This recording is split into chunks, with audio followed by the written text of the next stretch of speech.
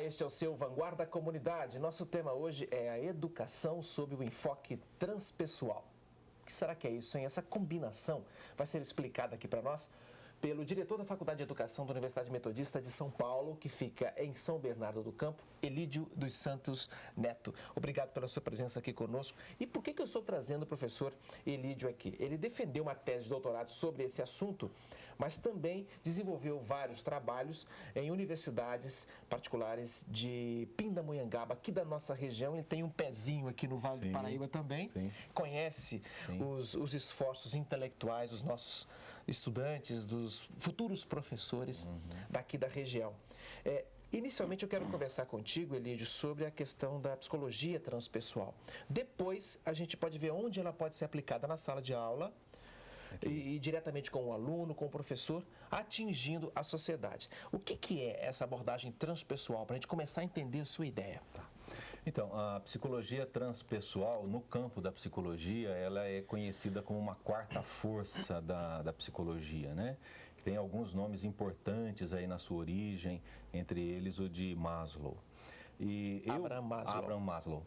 Eu, particularmente, fiz o mergulho na psicologia transpessoal através de um autor chamado Stanislav Grof.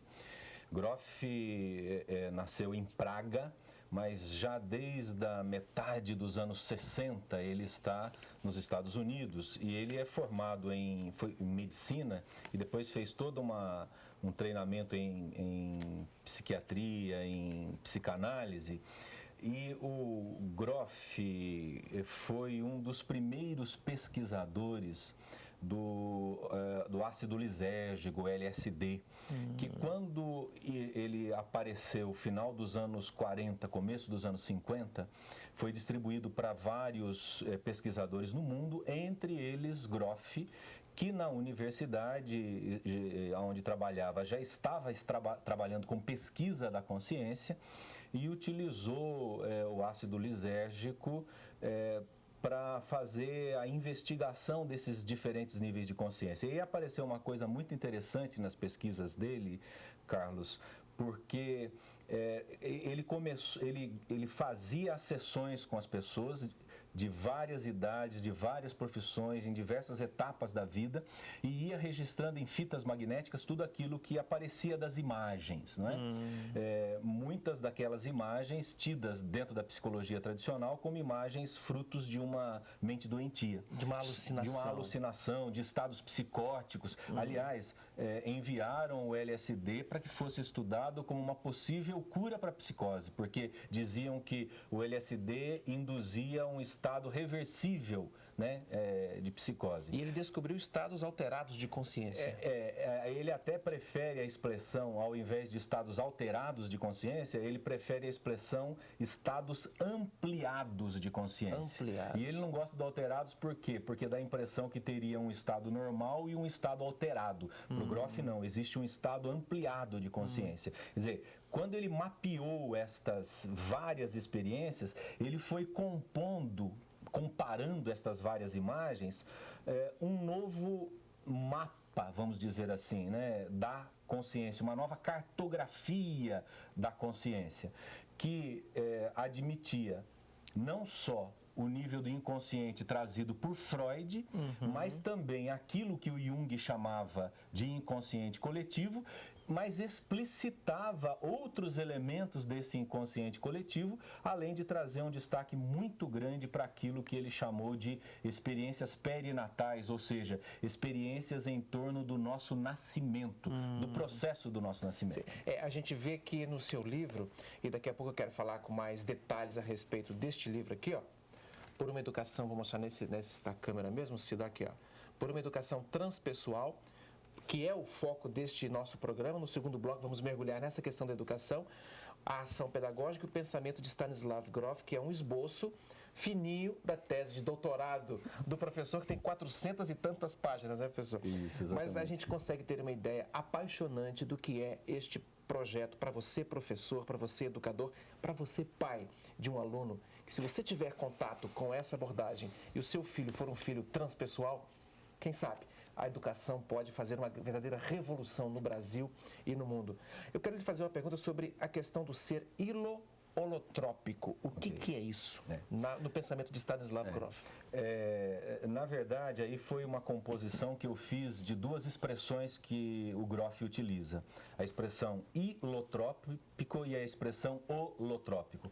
Ambas são derivadas do grego e tropen, quer dizer, direcionado para a materialidade, e holotrópico, tropen, direcionado para a totalidade. Porque o ser humano, na visão do Grof, ele é ao mesmo tempo essas duas coisas. Nós somos matéria, osso, carne, células, mas nós somos mais do que isso. Chegando inclusive à dimensão da espiritualidade, chegando à dimensão, por exemplo, da consciência cósmica. Então, quando o Grof está falando de ser holotrópico, ele está pensando na dimensão cósmica que nós temos, na dimensão da nossa profunda e vasta interioridade. Isso é o holotrópico. Agora, o hilotrópico é aquela perspectiva, vamos dizer assim, do dia a dia, do corpo, da materialidade, da história, do concreto, do imediato, do cotidiano. A educação. Nós somos essas duas coisas. Professor Elídio, a educação até hoje, ela foi mais hilo ou mais holotrópica? E quais os efeitos disso? Isso. A nossa educação, Carlos, ela tem sido basicamente hilotrópica. Material. E eu explico isso para você de uma maneira muito simples. Eu, quando estava no primário, e possivelmente várias daquelas pessoas que estão nos ouvindo vão identificar isso, e entrei no ginásio e aprendi uma definição de ser humano assim: o homem é um animal racional. Eu escutei muito isso também. E eu fiquei muito feliz quando eu descobri, porque eu falei, já sei definir ser humano. E cresci ouvindo: o homem é um animal racional, o homem é um animal racional. Quando eu fui me tornar professor, me ensinaram a dar aulas para animais racionais, a preparar aula para animais racionais, etc. Quando eu entrei em sala de aula, eu entrei para dar aula para animais racionais. E eu encontrei muito mais do que isso. Aquilo que eu aprendi não era suficiente. E aí quem me ajudou a entender isso, Carlos, foi o Edgar Morin, porque Edgar Morin tem uma frase espetacular em que ele define o ser humano. Ele diz assim: nós, seres humanos, somos seres infantis, neuróticos, delirantes e também racionais. Olha, o encontro entre professores e alunos em sala de aula não é um encontro só entre animais racionais. Nós somos muito mais do que isso. Mas a nossa educação, ela tem sido muito mais hilotrópica, direcionado para esta materialidade, e esta materialidade, eu diria, mais especificamente centrada na nossa racionalidade. Então, olha, daqui a pouco, vamos fazer uma pausa agora, professor. Okay. Daqui a pouco vamos estudar um pouco mais sobre tudo isso que vai além de um simples animal racional, com todas essas características neuróticas. E por que não incluir nesse meio aí também a espiritualidade? Vamos conhecer os paradigmas do pensamento transpessoal e os impactos desse pensamento na educação. Até já. Estamos de volta aqui comigo, o professor Elídio dos Santos Neto, diretor da Faculdade de Educação da Metodista de São Paulo, que fica em São Bernardo do Campo, e autor deste livro aqui, Por uma Educação Transpessoal. Não só desse livro, né, professor? Eu quero mostrar nessa câmera aqui, para que você, telespectador, possa ver mais de perto. Por uma Educação Transpessoal, a ação pedagógica e o pensamento de Stanislav Grof. É um esboço da tese de doutorado dele, cujo tema é a educação transpessoal, e que eu já adianto aqui. Procure saber, procure conhecer, procure buscar esse livro pela Universidade Metodista de São Paulo, porque é uma proposta, a meu ver, revolucionária. Então, estou aqui diante de um professor que tem um pensamento focado nessa questão da união do imediato, do concreto, do objetivo com aspectos da espiritualidade. Agora, de que maneira é possível separar a religiosidade dessa questão? Isso não parece muito com as doutrinas espiritualistas que pregam a primazia do espírito sobre a matéria? Então, esta é uma questão, Carlos, bastante interessante e complexa, e eu, quando trago a noção de espiritualidade no meu trabalho, eu trago a espiritualidade compreendida como aquele mergulho que o ser humano pode fazer no seu interior, no sentido de provocar transformações e conseguir imprimir um sentido para a sua vida. Olha, não é possível fazer isso sem a perspectiva do autoconhecimento.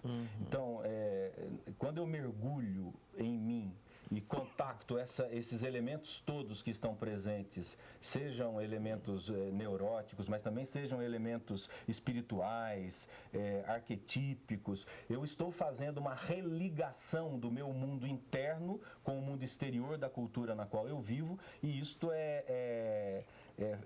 possibilita a construção de sentido para a existência. Para mim, a espiritualidade, da forma como eu a trago neste livro, ela é vivenciada nesse movimento de mergulho em si, identificação destas coisas e como é que eu trago isso para a minha existência concreta. Perfeito. Veja, você me pergunta...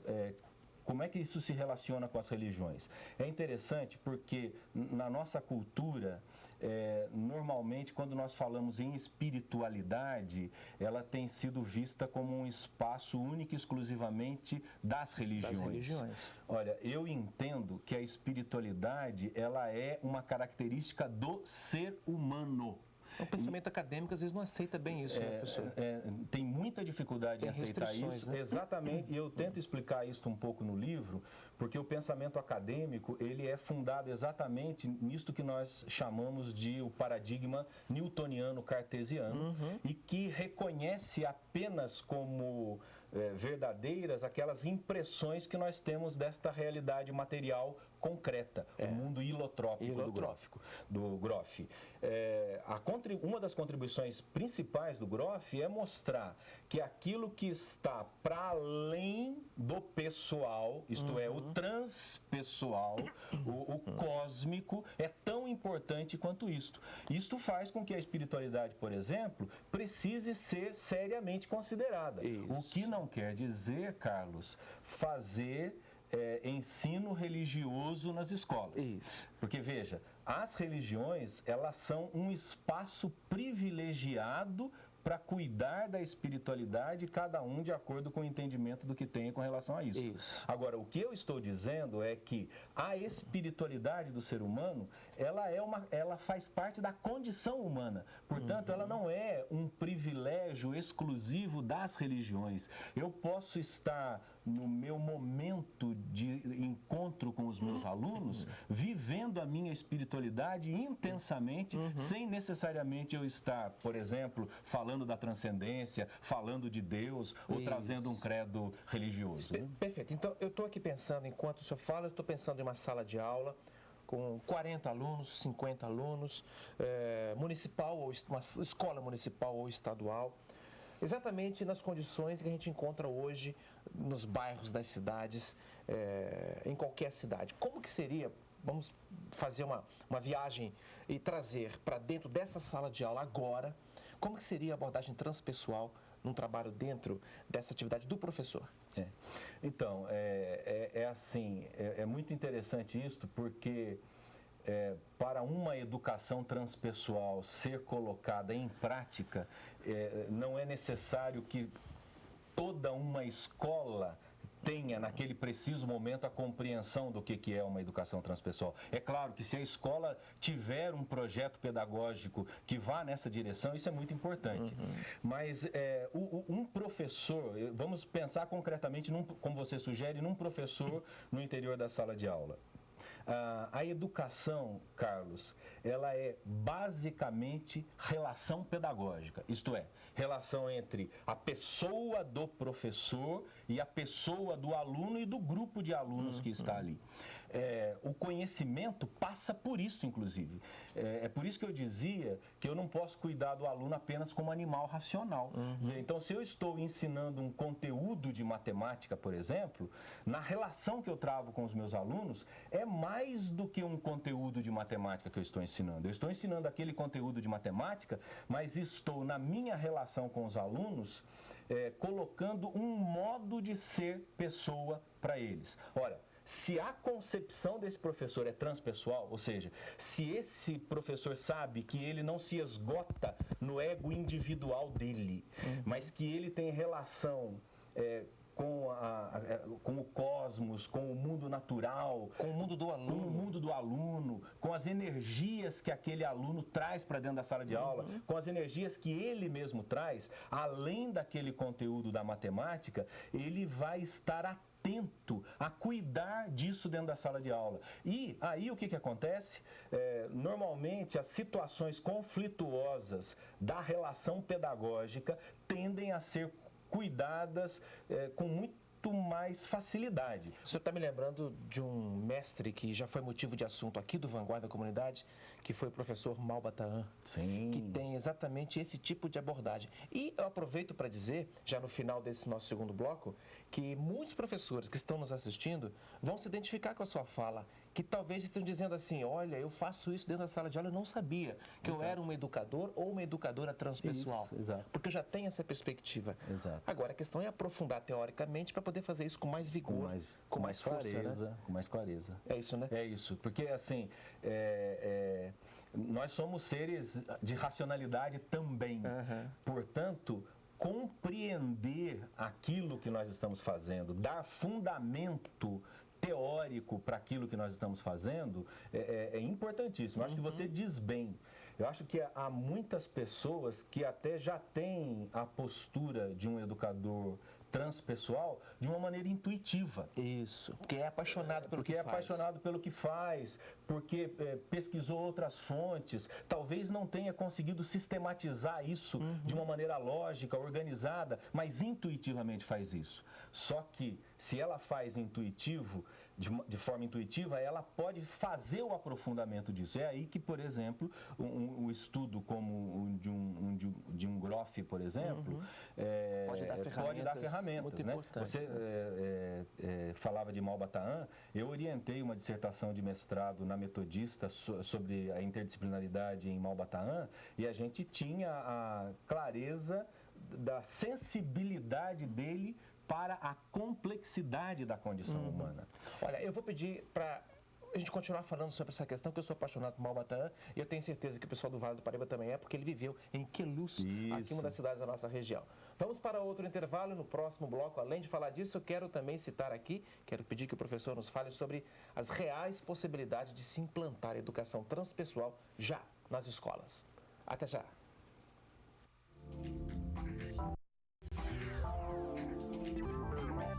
Estamos de volta, aqui comigo o professor Elídio dos Santos Neto, ele é autor do livro Educação Transpessoal, a Ação Pedagógica e o Pensamento de Stanislav Grof. Eu vou mostrar de novo o livro, aqui uma proposta que pode ser revolucionária se colocada em prática. Professor, qual o maior impedimento para uma proposta brilhante como essa ser adotada no sistema escolar?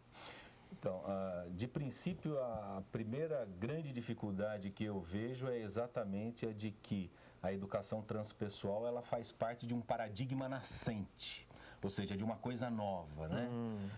O paradigma dominante, a proposta de escola dominante que está aí, ainda é de uma escola muito fragmentária, muito calcada na ideia do homem-máquina que pensa. Preparar um técnico para poder saber desenvolver uma profissão, mas não um homem para poder encarar os desafios da vida. Né? Então, aí já aparece a primeira grande dificuldade, a concepção do que é escola. Para muitos, a escola é o espaço tão somente para a construção de conhecimento intelectual, né, de conhecimento racional. Ora, a escola é espaço também para isto, mas não só para isto. A escola é o lugar aonde os seres humanos se constituem enquanto seres humanos. Ou seja, as crianças, os jovens que vão à escola aprendem aqueles determinados conteúdos conceituais, intelectuais que estão ali, mas na relação com os professores, na relação com os colegas, aprendem a se constituir como seres humanos. Se a proposta da escola for uma proposta dialogal, for uma proposta transpessoal no sentido que eu trago aí, de reconhecer a espiritualidade e o processo de autoconhecimento, de cuidado de si mesmo como importantes, as crianças, os jovens, os adolescentes, os adultos que frequentarem esta escola terão outras referências de como se constituir como ser humano. E qual a grande responsabilidade do professor na implantação de uma nova maneira de pensar, de uma nova cultura? Uma cultura transpessoal. Do professor, depois eu quero saber do aluno. Certo, eu diria assim que é bastante grande, mas aí eu tenho uma observação, Carlos, que é o seguinte: A gente nunca pode perder de vista que a escola, ela é sempre fruto de um movimento individual, mas também de um movimento coletivo, né? Hoje está cada vez mais claro para nós que a escola é um coletivo. Por isso que, por exemplo, a construção coletiva do projeto político-pedagógico da escola é fundamental. A construção coletiva, com todas as pessoas, professores, participando dessa discussão. A diretoria, os funcionários, os alunos, os supervisores, os professores. Orientadores e aí, por exemplo, colocar em discussão quem é o ser humano e trazer a discussão do ser humano entendido como transpessoal, como holo-holotrópico, como maior do que simplesmente o corpo e a racionalidade que nós apresentamos. Eu acho que o senhor vai ser convidado para fazer palestra por aqui na região, muito, viu, depois desse programa, porque realmente esse tipo de ideia é muito interessante. Quer ver um outro ponto importante? A gente falou do professor agora, da importância do professor reunido com outros professores, a direção da escola sensível. Por favor, senhor diretor, senhora diretora, preste atenção nesse novo paradigma que está chegando. Não deixa passar isso não e fixe, não perca o bonde da história para poder fazer a sua escola ficar uma escola diferente. O aluno. Qual seria o impacto de um aluno educado transpessoalmente na sociedade, na comunidade? Então, e aí eu trago novamente a figura do professor, porque como eu disse para você, o que acontece na sala de aula é uma relação pedagógica, e é a relação professor-aluno. Então, se o professor traz este cuidado, esta sensibilidade para ler do aluno, mais do que só a racionalidade, se ele tem sensibilidade para captar a inteireza do aluno dele, este aluno vai entrar num processo dialogal que poderá, ao longo do processo, possibilitar a este aluno se desenvolver de maneira mais integrada. Isto é, esse aluno vai aprender que ele é razão, mas que ele é também corpo, que ele é também emoção, que ele é também espiritualidade, e ele vai aprender como articular estas coisas. Agora, isso não só estudando teoricamente, Carlos. Isto na relação com o professor. Por isso que é muito importante uma relação mais comprometida. Né? Por isso eu não vou mais bater no meu professor, não vou mais espancar, não vou mais quebrar a sala de aula, porque estou quebrando a mim mesmo. Agora, eu aprendo isto na prática. Por isso que o modo como o professor dá atenção para o aluno, o modo como ele administra os conflitos dentro da sala de aula, o modo como ele avalia, o retorno que ele dá, a atenção que ele dá para a fala do aluno. Isso seria interessante também para a Secretaria Estadual de Educação, por exemplo, para valorizar melhor o professor, pagar um bom salário para ele se sentir motivado a fazer tudo isso em sala de aula também, né? E, por exemplo, possibilitar uma formação continuada adequada ao professor para que ele tenha condições de fazer isso. Porque, por exemplo, na nossa realidade, o professor que trabalha manhã, tarde e noite, com que condições ele chega para ter uma escuta sensível ao seu aluno, por exemplo? Haja paixão pelo que faz, né, então, professor? isso passa necessariamente pela melhoria das condições da estrutura de trabalho do professor. Para encerrar, rapidamente, que sugestões que o senhor deixa para os responsáveis pela implantação de políticas educacionais adequadas e, por que não, transpessoais? Eu diria que o primeiro foco de atenção tem que ser em possibilitar às escolas a capacidade de construir o seu próprio projeto político-pedagógico coletivamente, numa perspectiva de participação. E, em segundo lugar, favorecer processos de formação continuada aos professores, de tal forma que eles possam entrar em contato, por exemplo, com propostas como estas e como outras que podem favorecer também. Professor Elídio, muito obrigado. Olha, eu estou aqui agradecendo a sua presença para encerrar o nosso programa e fica para nós esse desafio. Vale a pena repensar os destinos da escola e das valiosas responsabilidades de educadores e alunos. Vale a pena trazer a espiritualidade de volta aos fundamentos da nossa compreensão do mundo e dos seres humanos. Esperamos, olha, de coração, viu, que a escola seja um dos cenários para a retomada desse compromisso do homem com a realidade espiritual. Um abraço e até o próximo Vanguarda Comunidade.